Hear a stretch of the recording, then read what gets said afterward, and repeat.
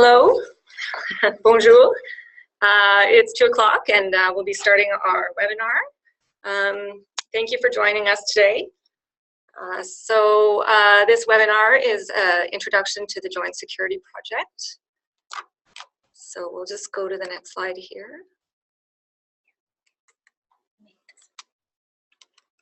Okay, so the webinar slides are available in both French and English at these links. So if you, I'm going to present in English and the slides will be in English. If you wish to take a moment now and download the French and do that now, and we are available to take questions and for your participation in both English and French. So I just wanted to let you know that. Oui, bonjour, mon nom est Hervé Guy, je suis là pour aider Angelica dans sa présentation et surtout pour le volet français. Donc, si vous avez des questions, donc, je pourrai les répondre. Thank you, Hervé. So I would like to make a few introductions on who is on the call today. So firstly, I am Angelica Harris, and I'm the Manager of Cybersecurity at Canary. I'm the one running the Joint Security Program. With us today we have Tracy Murray. She's our Director of Finance, and she's here to respond to any financial questions you may have. In addition, as you just heard, we have Hervé Guy. He's our Manager of Analytics and is here to assist with the French language portion of this. Okay, so we'll just continue. Just a little bit of housekeeping here. We do record these webinars, and so I am obligated to just read through this little slide. So bear with me. This webinar will be recorded and archived, including all audio. The video will be archived on the Canary YouTube channel and may be promoted through Canary Communications channels. Any text questions or comments, if responded to, will remain anonymous and not part of the recording. The recorded video will include your voice, my voice, if audio participation is enabled, which it isn't for this webinar. The format of this, so we'll go through the webinar slide deck, and we will be taking questions at the end. Please feel free to use the question tool to type in your questions, and we will address them at the end of the presentation in both official languages. Okay, so back on subject here. This is the introduction to the Joint Security Project. This project launched last week. It's a joint project between Canary and Innovation, Science and Economic Development Canada, better known as ISED. And the purpose is to develop a national view of the cybersecurity postures of research and higher education institutions connected to Canada's ANREN. And so this third bullet I can't really emphasize enough. The interest expressed in this project and the results gathered from this pilot project will be used to support a funding request to develop a more comprehensive, complete cybersecurity program. Just further to that, this is a test to gauge interest and responsiveness. And so this is what we're really trying to do here. So currently our national security view of the institutions connected to the NREN is kind of looks like this. We don't have a national view, although there's a lot of communication and collaboration. We don't really have the big picture in terms of visualization and actual data. And so we're moving towards a more comprehensive solution, which, as an example, would more like this. So in that sense, we would have some way to detect malware threats, intrusions across Canada, and we would have a method to be able to aggregate all of that data and make it visual so that we can enhance our capabilities and understand, where we stand and where our vulnerabilities lie and how we can move forward to remedy some of these issues. So how are we going to do this? So essentially, and I'm actually going to skip ahead 2 slides here. So what we've done is we have 2 simultaneous calls going on, and that is clearly identified in the call documentation. So what we're looking for is many participants. So there's a call for many participants, which is item 1 in the call documentation. Funded and not funded, to deploy an open source intrusion detection system on their institution's network. So that's the bulk of the call. We have $513,000 to divvy up among the institutions in order to do this, and we are strongly encouraging people to sign up for also non-funded participation.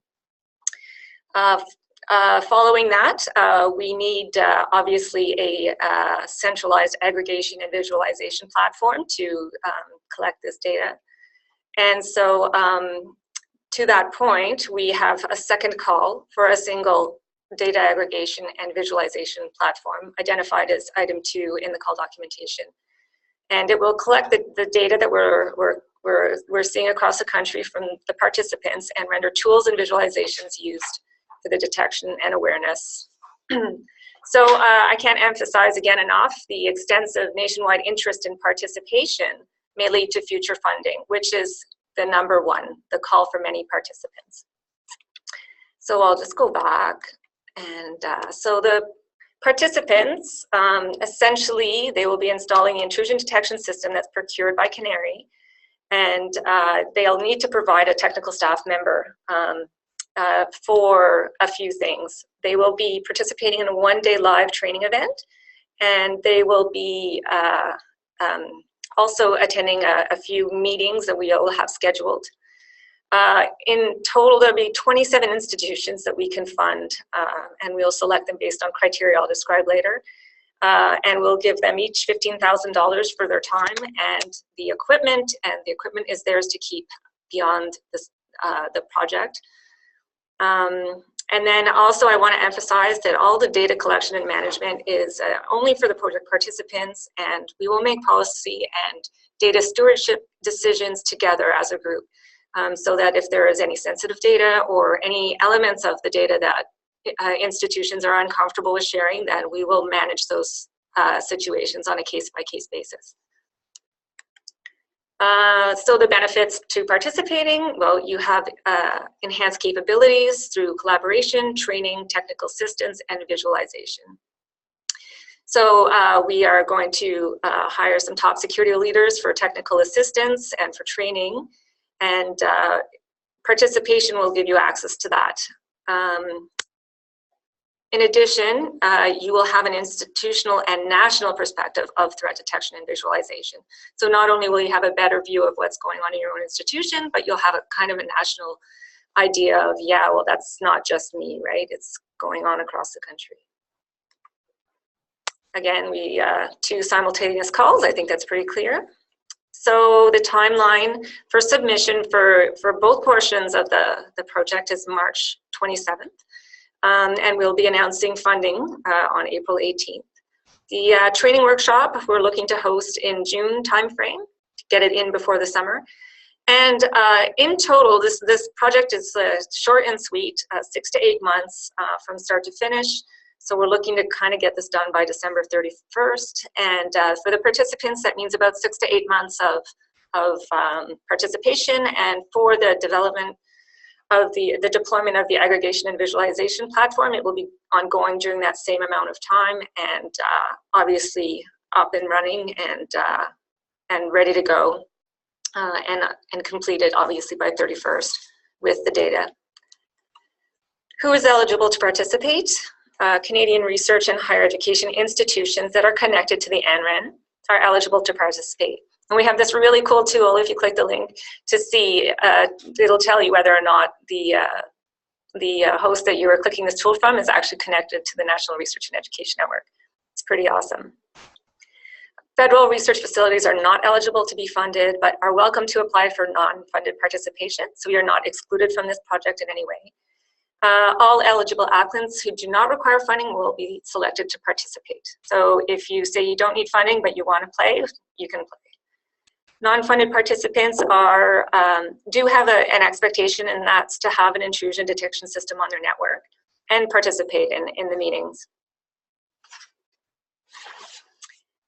So selection criteria for the funded participants, we are really looking to get some of the big universities, community colleges, CEGEPs, a couple research facilities housing big Canadian science instruments, and a couple teaching hospitals. In the secondary selection, we open it up to smaller institutions and a more random selection. So we're going to choose the institution with the full-time equivalent student count at the median point, one below the median, and then we'll choose another 4 just based on geographic diversity. Ultimately, any tie will be decided upon based on adding geographic diversity to the project. For the single aggregation and visualization platform, you know, essentially the purpose of the platform is to support the needs of this project, and we are accepting proposals, and one proposal will be chosen based on the following criteria, and it's robustness at, you know, aggregating data from multiple security-related feeds, including any IDS, including BRO, what the analytics look like on the platform, the performance, the visualization capabilities for optimized for cyber threats, and the ability to collect the data and provide a nice view for the project participants, and also the extent to which this platform could be further developed to come up with different algorithms and tools to find intrusion sets.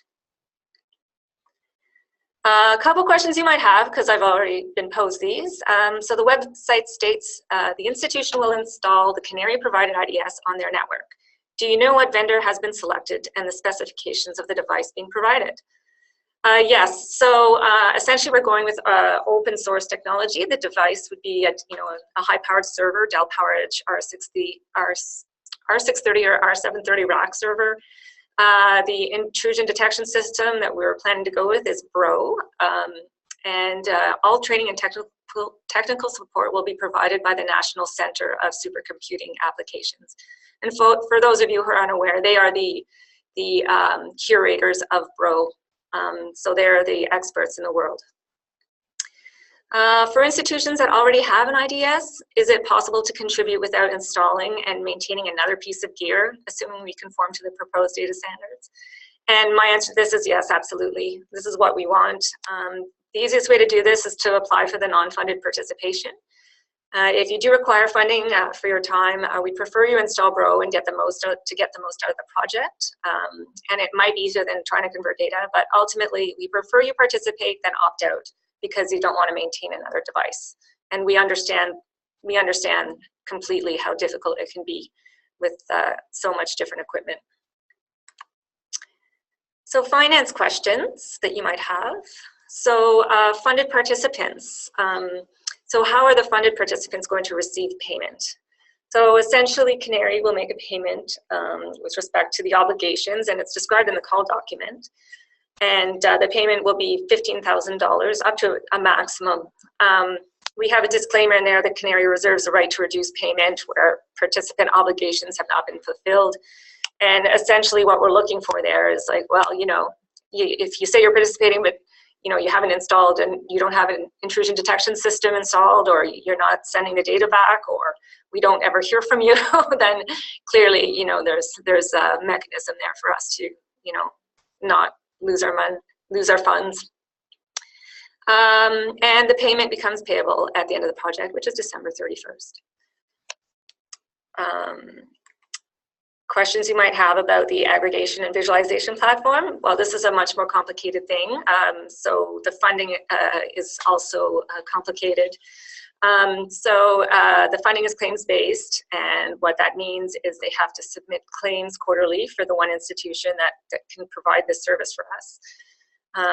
And there's documentation and other things that go along with that. It's often asked, how do I know whether or not project costs are eligible? Well, there's a schedule of eligible costs. So at the bottom of the page where the call documents are. And if you ever have a question, like, don't hesitate to ask. Are there any limits on eligible project costs that I should be aware of? So there are. For this aggregation platform, the special purpose equipment is that you need to procure for it. It must be described in sufficient detail in the statement of work, and the budget has to be approved. There's details about employee fringe benefit costs must not exceed 20% of eligible direct labor costs. This is a standard for our organization. And the total of subcontractors and consulting fees must not exceed 10% of the total eligible product costs. Can I claim overhead associated with the employees working on the project? No, you cannot claim any overhead. Office supplies, utilities, etc. are things that are considered overhead. Again, if you have questions, don't hesitate to email us. And a few people have been asking about in-kind contributions and what they are. And so in-kind contributions actually don't apply to this project at all. But in-kind, this is what in-kind contributions are: salary and wages paid at rates shown in the payroll, etc. And we were also asked, is there a minimum in-kind contribution? And my answer to that is no. So that brings us to the end of the slide deck. I would really like to open it up to questions. So we'll just, let's see. Okay, we have one question. How much time is needed by the person who will be assigned to this? Yeah, so that's a difficult question. So the person that is assigned to this, will likely have to attend the workshop. So that's a one-day workshop plus travel. And then we are going to have scheduled meetings. And I hesitate to say, sort of, I'm looking towards monthly or 6-week meetings of an hour or so, just so that we can collaborate. But in addition to this, the person that's participating actually has access to technical support. And so from my perspective, that is time that, the individual would be using, but it would in hopes be of, bettering their understanding of the situations that are going on in their network. So I hope that answers your question. Let's see. Okay.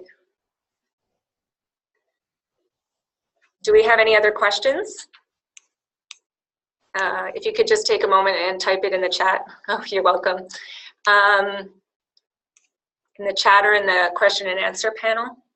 We'll just give you guys a couple minutes. In the meantime, I might just discuss how to apply. So for the participants, in order to apply, there's a simple form you have to fill out with a few buttons and a few names and phone numbers. And for the aggregation, it's a little aggregation and visualization platform. It's a little bit more comprehensive. There's a statement of work, a preliminary budget, and an application form. So I see we have a question here. Will this session be recorded and shared with the audience? Yes, absolutely.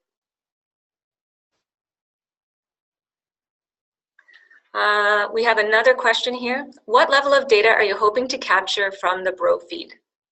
Well, that's a great question. So my first pass at that as an answer is really to get an idea of sort of intrusion sets. So essentially, the Bro will be configured with signatures that will hit on certain vulnerabilities, threats, brute force hacking, malware, and command and control communications. This is the type of thing that we are looking to capture from the feed, is really the hits on the signatures that it is configured with.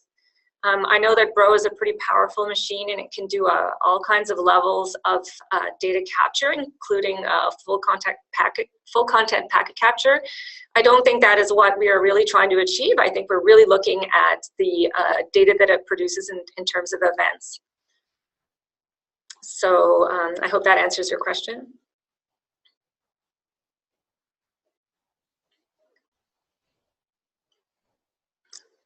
Okay, let's see if we have any more questions here. Oh, yeah.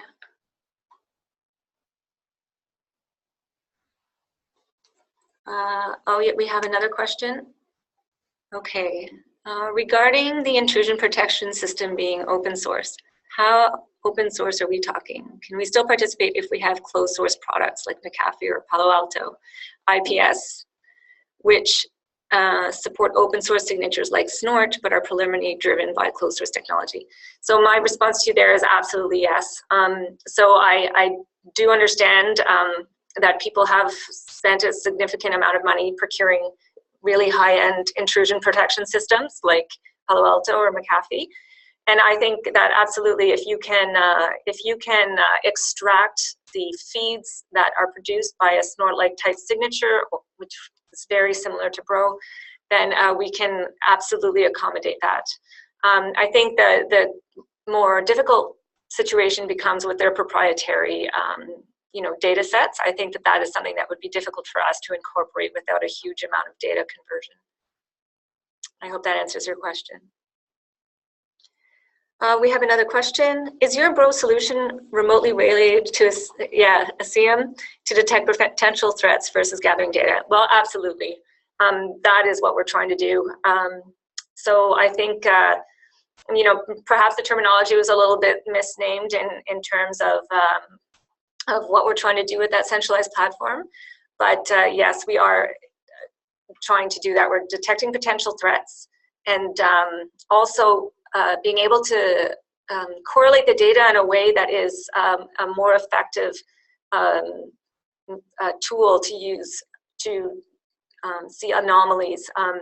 I know it can be very difficult when you have an intrusion detection system, when you're getting thousands of alerts and, sometimes you can't relate them.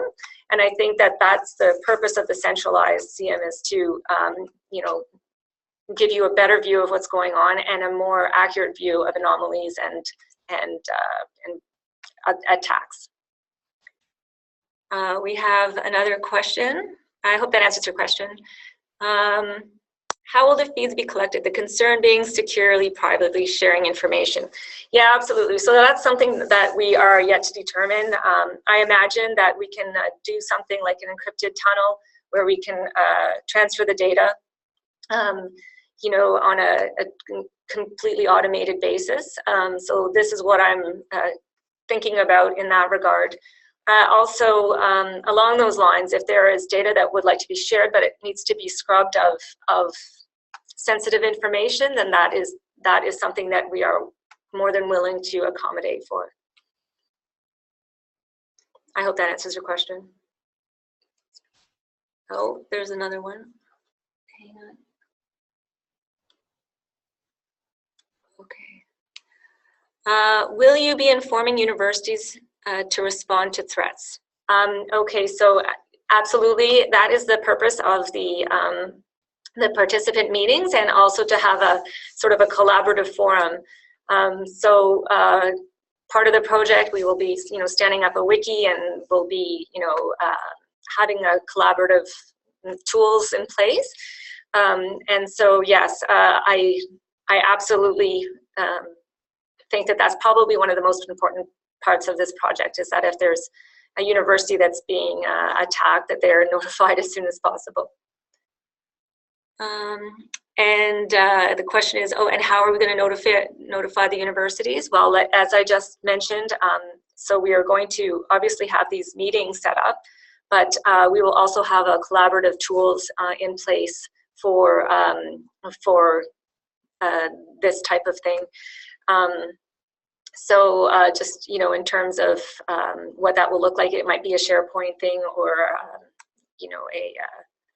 a more Jira type style solution, but we will find a way. Worst case, I can always pick up the phone and call the participant, right? So I hope that answers your question. Do we have any more questions? Yep.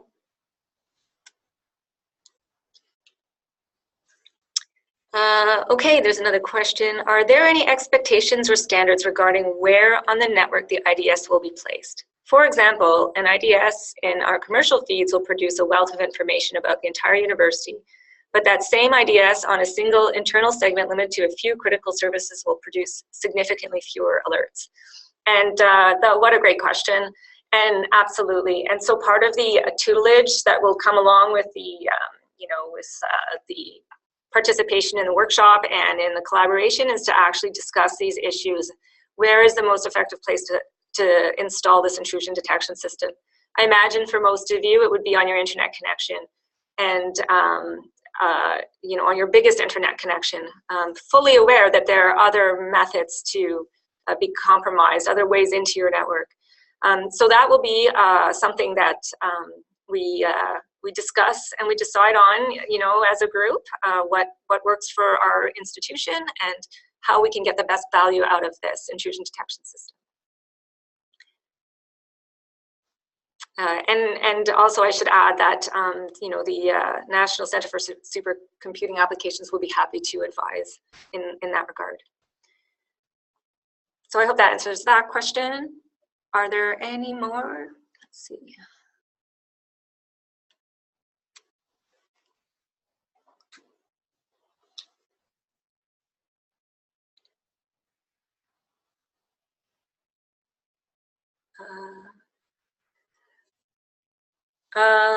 Okay, we do have another question.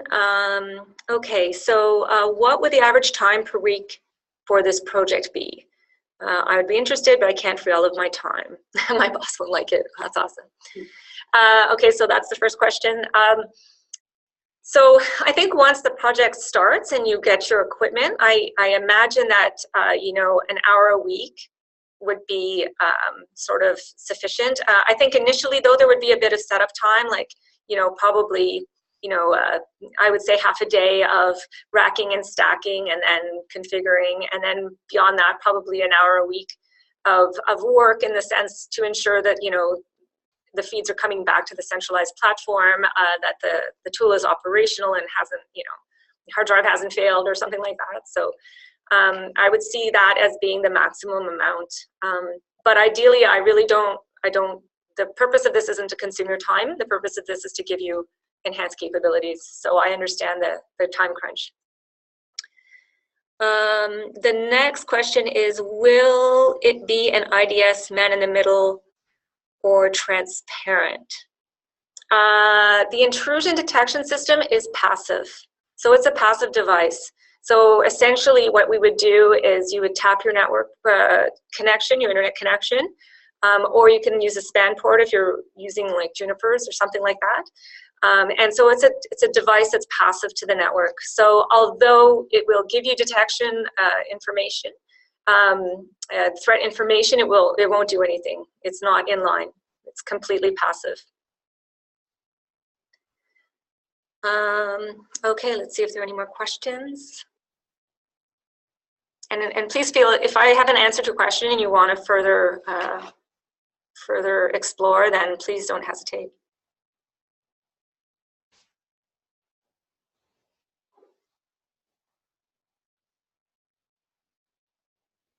Okay, well, let's see. Okay, well, I suppose if there are no further questions, I'll give you one more minute here.